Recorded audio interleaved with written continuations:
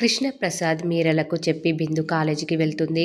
Door దగ్గరికి వెళ్ళగానే అపూర్వ చూసి ఆగు అంటుంది. బిందు ఆశ్చర్యంగా ఆగిపోతుంది. ఈ రోజు నుంచి నువ్వు కాలేజీకి వెళ్ళడం లేదు అంటుంది అపూర్వ. బిందు షాక్ అవుతుంది. కృష్ణప్రసాద్ మీరా ఇద్దరు అపూర్వ దగ్గరికి వెళ్తారు. అదేంటి అపూర్వ గారు, ఇందు కాలేజ్ ఎందుకు మానేయాలండి అని అంటాడు కృష్ణప్రసాద్. ఏం, మీరిద్దరు మన బిందువును పూరు కొట్టిన సంగతి మర్చిపోయారా అని అంటుంది అపూర్వ. చిన్న పిల్లలండి, కొట్టుకుంటారు, తిట్టుకుంటారు, కలిసిపోతారు. ఆ మాత్రం దానికే బిందును కాలేజ్ మాన్పించాలా అని అంటాడు కృష్ణప్రసాద్. కొట్టుకుంటారు, కలిసిపోతారా అంటే ఏంటి నీ ఉద్దేశం? ఆ శారద ఫ్యామిలీతో మనం అందరం కలిసిపోవాలా అంటుంది అపూర్వ. అపూర్వ గారు, టాపిక్ డైవర్ట్ చేయకండి. నేను అడుగుతుంది బిందు చదువును మధ్యలో ఆపేసి దాని కెరియర్ని ఎందుకు నాశనం చేయడం అని అంటున్నాను అని అంటాడు కృష్ణప్రసాద్. నువ్వు నన్ను అడగడం కాదు కృష్ణప్రసాద్, బిందును అడగాలి. అమ్మ కాలేజీకి వెళ్తున్నాను అనగానే టిఫిన్ చేయమని ఒకరు, ఇంకా కాలేజీకి టైం ఉంది కదమ్మా, ఎందుకు ఇప్పుడే వెళ్తున్నావని అడుగుతున్నారే కానీ అసలు పూరిని బిందు ఎందుకు కొట్టిందో ఆలోచించారా?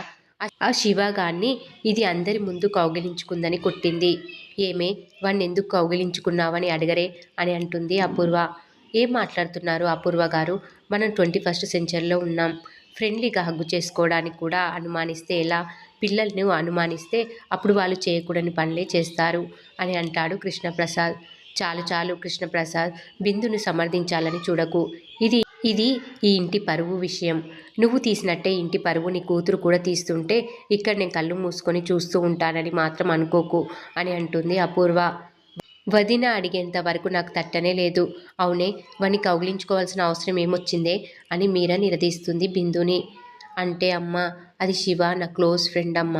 నాన్న చెప్పినట్టు శివ రన్నింగ్ రేస్లో గెలిచాడని అప్రిషియేట్ చేశానమ్మా, అంతేనమ్మా, మా ఇద్దరి మధ్య ఏమీ లేదు అని అంటుంది బిందు. ఏమ్మా, శివ నీకొక్కడే ఫ్రెండా, లేకపోతే గెలిచిన ప్రతి వాడిని ఇలాగే కౌగిలించుకొని ఎంకరేజ్ చేస్తున్నావా అని అంటుంది అపూర్వ బిందుతో. అత్తయ్య అని అంటుంది బిందు. ఏంటి నోరు లేస్తుంది? మీ నాన్నే నా ముందు నోరెత్తడానికి 1కి 10 సార్లు ఆలోచిస్తాడు. ఇంతున్నావో లేదో నువ్వెంటే నా ముందు నోరు లేస్తుంది?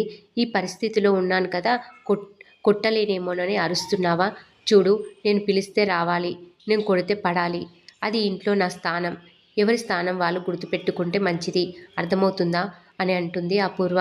అత్తయ్య ప్లీజ్ అత్తయ్య, నన్ను చదువుకోనివ్వండి అత్తయ్య, నాకు చదువుకోవాలని జాబ్ చేయాలని ఉంది అని అపూర్వతో బిందు అంటుంది. ఏం అవసరం లేదు. ఏమే, మీ అక్క ఇందు ఏం చేస్తుంది? చక్కగా పెళ్లి చేశాము, కాపురం చేసుకోవడం లేదు. అలాగే నీకు మంచి సంబంధం చూసి పెళ్లి చేస్తాను, చక్కగా కాపురం చేసుకో అని అంటుంది బిందుతో అపూర్వ. నాన్న, అత్తయ్యకు నువ్వైనా చెప్పు నాన్న. అమ్మ, అత్తయ్యకు నువ్వైనా చెప్పమ్మా అని అంటుంది బిందు. నేను చెప్పింది మాట అయితే వాళ్ళు నాతో మాట్లాడడానికి ప్రయత్నిస్తారు. తీసుకుంది నిర్ణయం అయితే ఇక్కడ ఎవ్వరు మాట్లాడరు. నువ్వు ఇక కాలేజీకి వెళ్ళడం లేదు, లోపలికి వెళ్ళు అంటూ అపూర్వ కోపంగా బిందును తిట్టగానే బిందు ఏడుస్తూ లోపలికి వెళ్తుంది. పిల్లల్ని పెంచడం కూడా ఓ కళ అంటూ అపూర్వ లోపలికి వెళ్ళిపోతుంది. తర్వాత సూర్య గగన్ను అరెస్ట్ చేశాడని తెలిసిన భూమి, కృష్ణప్రసాద్ పోలీస్ స్టేషన్కి వెళ్తారు. సూర్యని గగన్ ఎక్కడున్నాడని అడుగుతారు. ఇంటరాగేషన్ నడుస్తుందని చెప్తాడు. దీంతో భూమి కోపంగా సూర్యను తిడుతుంది.